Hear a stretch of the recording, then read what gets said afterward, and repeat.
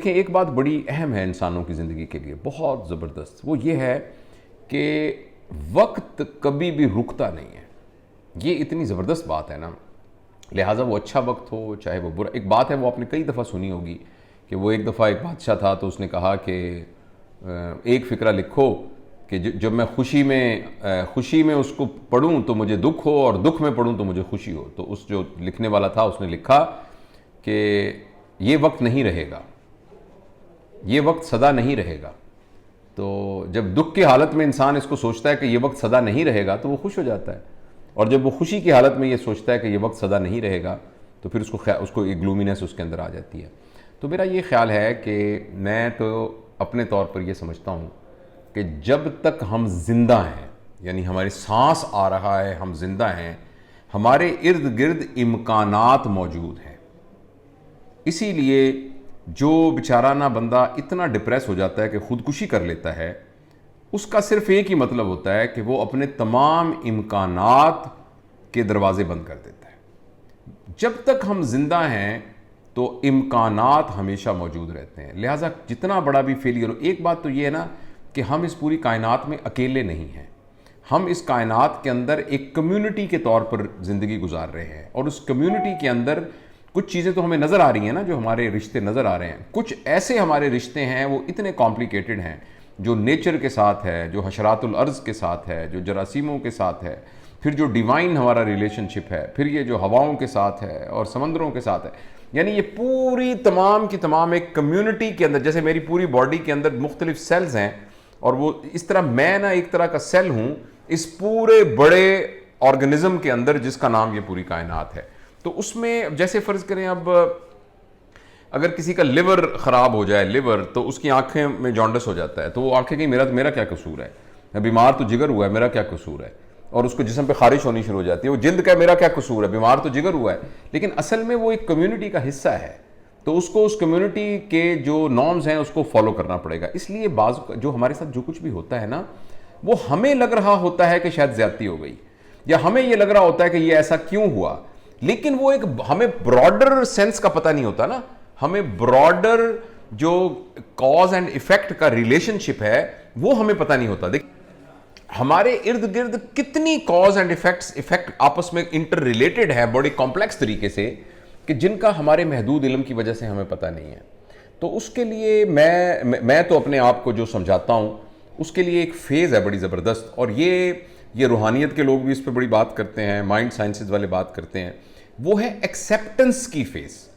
Acceptance, देखिए, हम सब कहते हैं, मैं आपसे पूछूं अभी सबसे, हमें किसने पैदा किया? जो मैं एक फ़िक्रा बोलूं और मैं कहूं क्या ये फ़िक्रा सही है, और फ़िक्रा ये है कि सब कुछ अल्लाह करता है, तो आई एम श्योर आप में से सारे जो कि अल्लाह पर ईमान रखते हैं, आप कहेंगे जी बिल्कुल, ये फ़िक्रा बिल्कुल दुरुस्त है, सब कुछ अल्लाह करता है।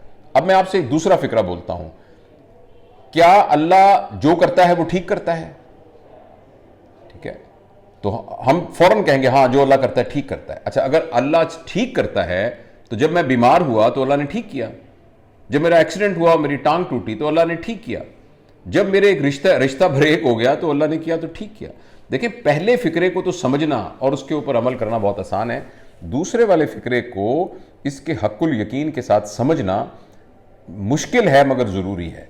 अगर हम इस एक्सेप्टेंस की फेज़ में आ जाएं, एक्सेप्टेंस की फेज़ में आ जाएं, तो फिर हम इसका ये मतलब नहीं होता कि हम हाथ पे हाथ रख के बैठ जाएंगे, इसका कतन ये मतलब नहीं होता कि हम कोशिश नहीं करेंगे, इसका कतन ये मतलब नहीं होगा कि हम अपना हक लेने के लिए भाग दौड़ नहीं करेंगे, स्ट्राइव नहीं करेंगे, अपनी स्किल्स को इंप्रूव करने की कोशिश नहीं करेंगे, लेकिन उसका जो भी नतीजा निकलेगा, उसके नतीजे के अंदर हम उसको एक्सेप्ट करेंगे उसको। और इसके लिए बड़ा एक ज़बरदस्त लफ्ज़ है जो कुरान पाक में बयान किया गया है, और ये भी कहा गया है कि वो लोग जो कामयाब हैं उनकी निशानियों में से एक निशानी ये है कि वो ये वाला काम करते हैं, और वो है सब्र।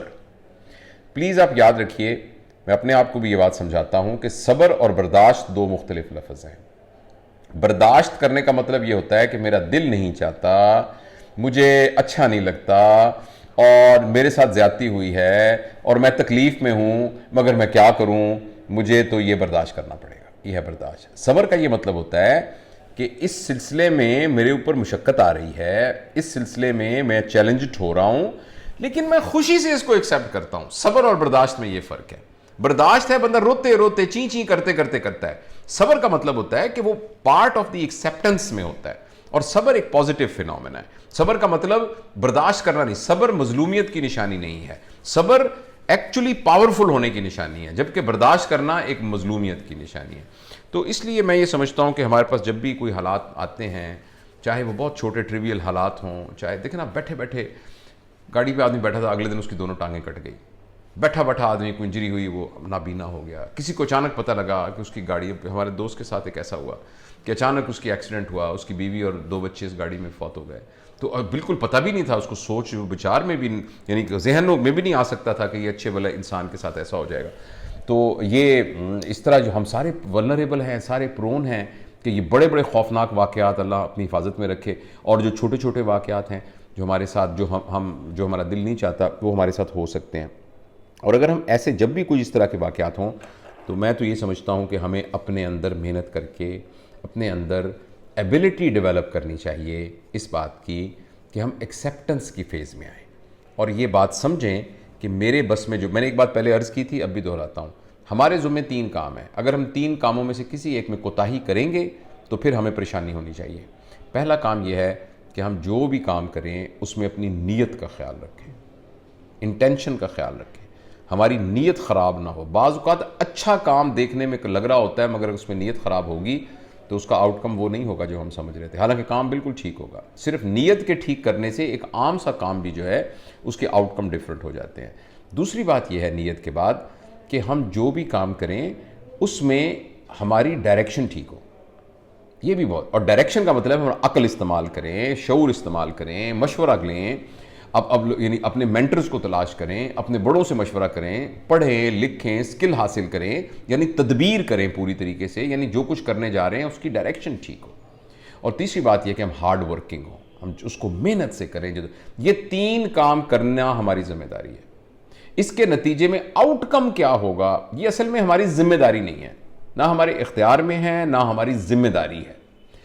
कॉज एंड इफेक्ट को समझते हुए ज़्यादा इम्कान यह है कि हमारी नीयत अगर ठीक होगी, हम हार्ड वर्किंग होंगे और हमारी डायरेक्शन ठीक होगी, तो आउटकम हमारी डिज़ायरेबल होगी। इस बात का बहुत इम्कान है।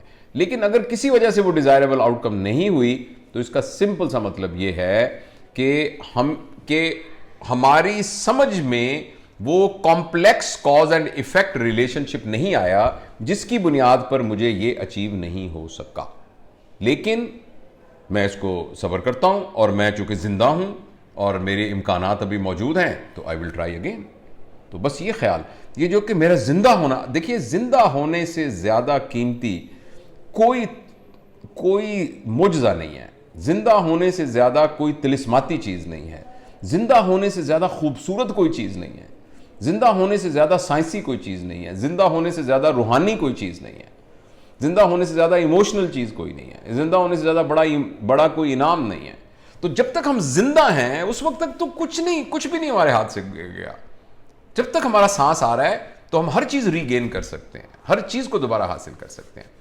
तो ये मेरा ख्याल है कि अगर हमारे ऊपर कभी टफ टाइम आए तो इस माइंड सेट के साथ हमें उसको हैंडल करना चाहिए, और तो इंशाअल्लाह अज़ीज़ हम उसमें से निकल आएंगे। लेकिन अगेन, जैसे आपने नौरीन कहा कि ये इट्स अ डिफ़िकल्ट थिंग, इसके लिए अपने पर्सनैलिटी पे, अपनी करैक्टर पर, अपनी अंडरस्टैंडिंग, अपने आप की अंडरस्टैंडिंग के लिए, और डिवाइन के साथ अपने रिलेशनशिप में उसको समझने में, और नेचर के साथ जो हमारा रिलेशनशिप है उसको समझने में हमें मेहनत करनी पड़ती है। और जब मेहनत से ये समझ में आ जाता है तो दुनिया के अंदर मिसालें मौजूद हैं कि जिसमें लोगों ने कसमा पुरसी, फ़िज़िकल कसमा पुरसी, फाइनेंशियल कसमा पुरसी, और बहुत ही यानी एक आम सी सादा सी मादी ज़िंदगी के साथ भी बहुत कामयाबी के साथ और बहुत सक्सेस के साथ अपनी ज़िंदगी गुजारी है, और बहुत इफ़ेक्टिवली ज़िंदगी गुजारी है।